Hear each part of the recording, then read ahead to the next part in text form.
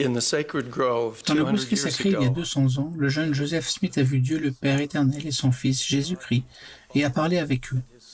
Il a appris d'eux la véritable nature de la divinité et de la révélation continue, tandis que cette vision céleste inaugurait la dispensation de la plénitude des temps dans les derniers jours.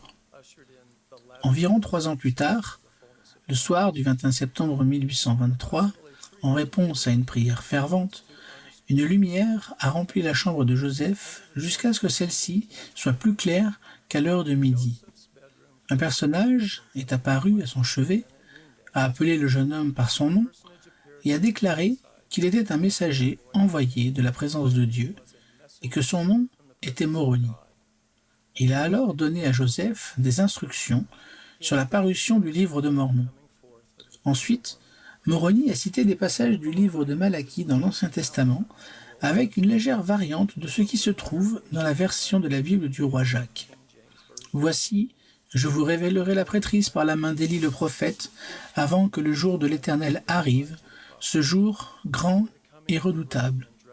Et il implantera dans le cœur des enfants les promesses faites au Père, et le cœur des enfants se tournera vers leur Père. S'il n'en était pas ainsi, la terre serait entièrement dévastée à sa venue.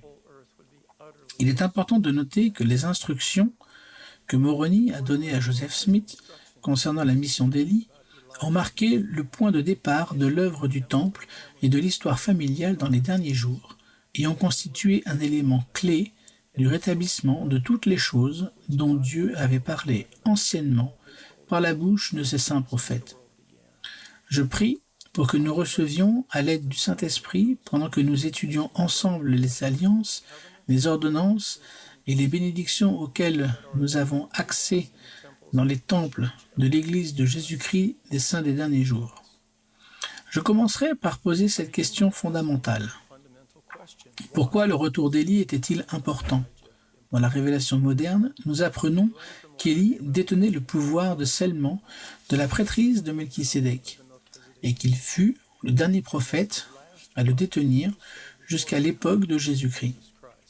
Joseph Smith a expliqué « L'esprit, le pouvoir et l'appel d'Élie, c'est que vous avez le pouvoir de détenir la clé de la plénitude de la prêtrise de Melchisédek et d'obtenir toutes les ordonnances appartenant au royaume de Dieu pour tourner le cœur des pères vers les enfants et le cœur des enfants vers les pères, même ceux qui sont au ciel. Cette autorité de scellement sacré est nécessaire pour que ce que vous liez sur la terre soit lié dans les cieux et ce que vous déliez sur la terre soit délié dans les cieux. Joseph a expliqué encore comment Dieu viendra-t-il au secours de notre génération. Il enverra Élie le prophète. Élie révélera les alliances pour sceller le cœur des pères aux enfants et des enfants aux pères. Élie est apparu avec Moïse sur le mont de la Transfiguration et a conféré cette autorité à Pierre, Jacques et Jean. Le 3 avril 1836, Élie est encore apparu avec Moïse et Élias dans le temple de Kirtland et a conféré les mêmes clés de la prêtrise à Joseph Smith et Oliver Cowdery. Le rétablissement de l'autorité de scellement par Élie en 1836 était nécessaire pour préparer le monde à la seconde venue du Sauveur, et cela a suscité et considérablement accru l'intérêt mondial pour la recherche dans le domaine de l'histoire familiale. Le mot « cœur » est employé plus de 1000 fois dans le canon des Écritures. Ce terme simple, mais chargé de sens, désigne souvent les sentiments intimes d'une personne. Notre cœur, qui englobe nos désirs, nos affections, nos intentions, nos motivations et nos attitudes, définit qui nous sommes et détermine ce que nous deviendrons. L'essence de l'œuvre du Seigneur consiste à changer, à tourner et à purifier les cœurs grâce aux alliances et aux ordonnances de la prêtrise.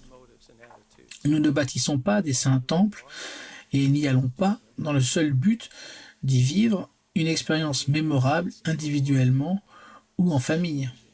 En fait, les alliances que nous recevons et les ordonnances que nous accomplissons dans les temples sont essentielles à la sanctification de notre cœur et à l'exaltation ultime des fils et des filles de Dieu.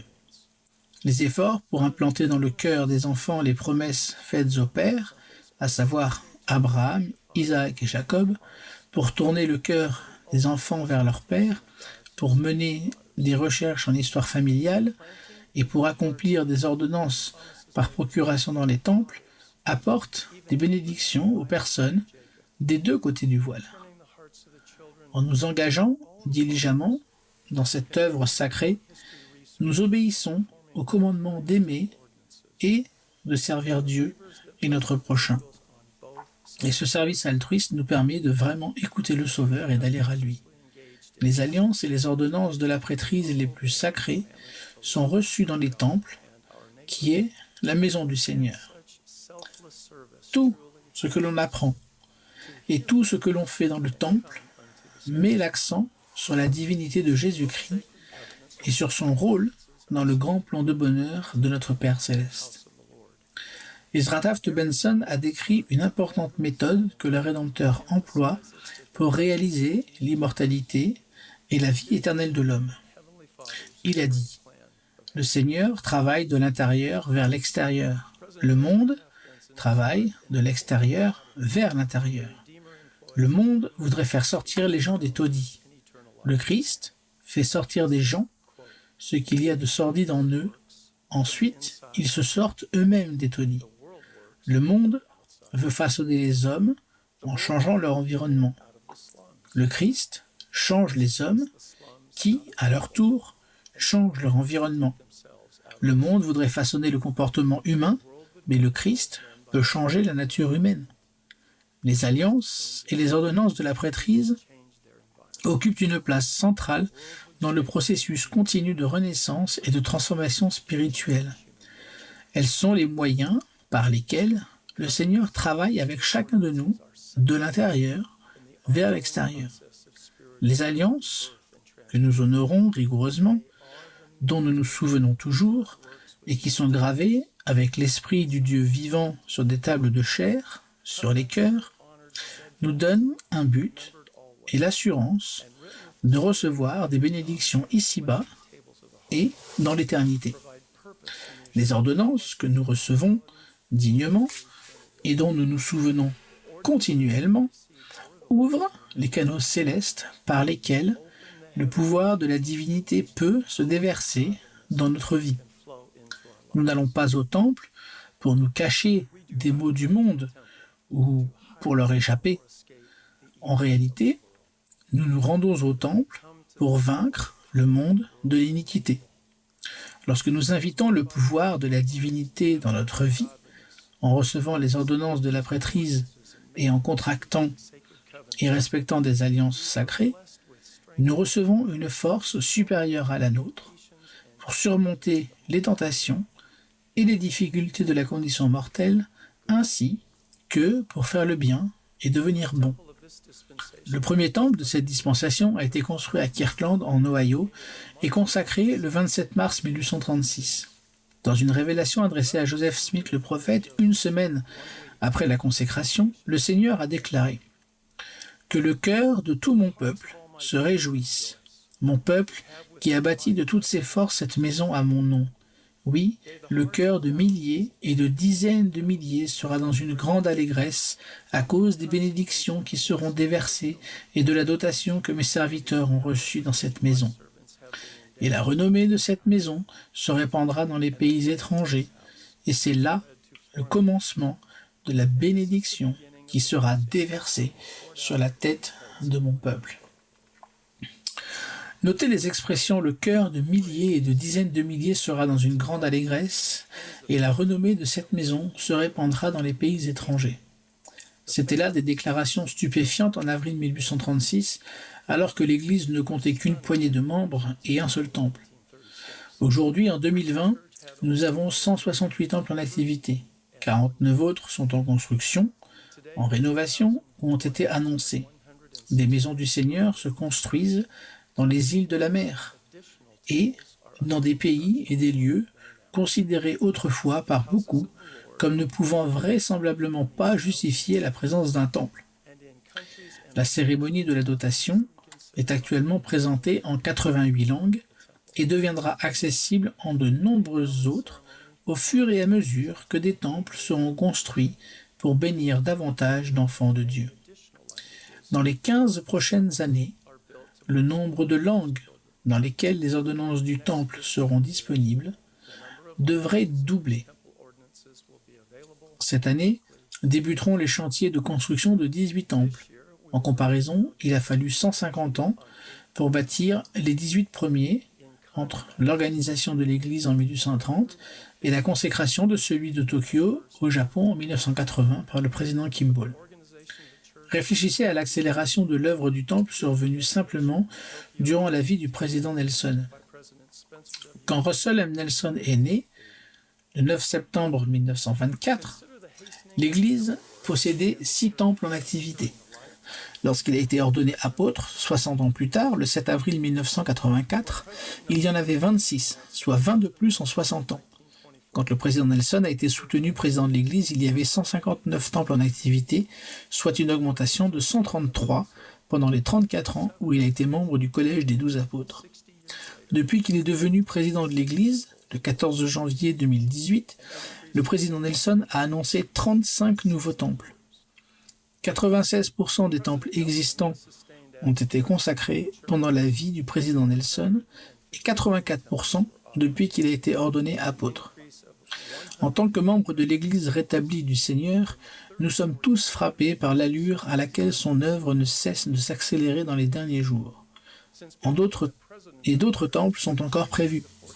Brigham Young a prophétisé. Pour accomplir cette œuvre, il ne faudra pas seulement un temple, mais des milliers, des dizaines de milliers d'hommes et de femmes entreront dans ces temples et officieront pour des gens qui ont vécu en des temps aussi reculés que le leur révélera le Seigneur. Naturellement, chaque annonce d'un nouveau temple constitue une source de grande joie et une raison de remercier le Seigneur. Cependant, nous devrions nous concentrer avant tout sur les alliances et les ordonnances qui peuvent changer notre cœur et approfondir notre dévotion pour le Sauveur, pas seulement sur le lieu et la beauté du bâtiment. Les obligations fondamentales qui reposent sur nous, membres de l'Église rétablie du Seigneur, sont 1. De l'écouter et de permettre que notre cœur soit changé grâce aux alliances et aux ordonnances, et 2. De nous acquitter joyeusement de la responsabilité que nous a confiée Dieu d'offrir les bénédictions du temple à toute la famille humaine des deux côtés du voile. Avec sa direction et son aide, nous remplirons effectivement ces devoirs sacrés.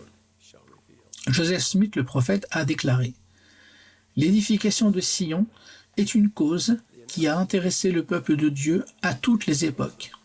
C'est un thème sur lequel les prophètes, les prêtres et les rois se sont étendus avec de grands délices.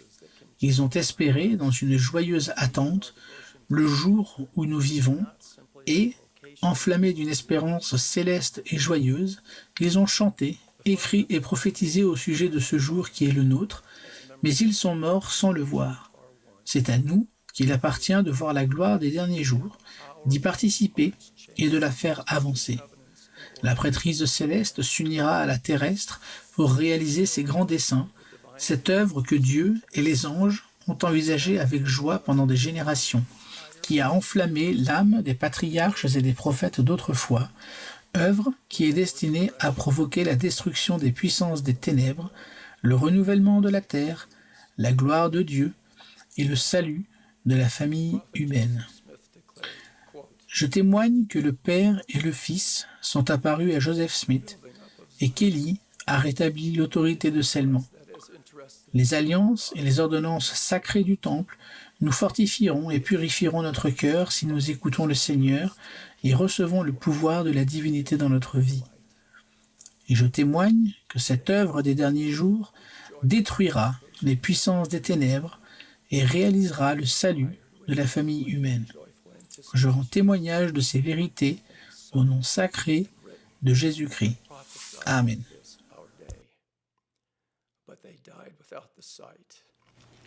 It is left for us to see, participate in, and help to roll forward the latter-day glory. The heavenly priesthood will unite with the earthly to bring about those great purposes, a work that God and angels have contemplated with delight for generations past. that fired the souls of the ancient patriarchs and prophets, a work that is destined to bring about the destruction of the powers of darkness, the renovation of the earth, the glory of God, and the salvation of the human family. Close quote. I solemnly testify that the Father and the Son appeared to Joseph Smith, and Elijah restored the sealing authority. Sacred temple covenants and ordinances can strengthen us and purify our hearts as we hear him and receive the power of godliness in our lives. And I witness that this latter-day work will destroy the powers of darkness and bring about the salvation of the human family. Of these truths, I joyfully testify in the sacred name of the Lord Jesus Christ. Amen. Amen.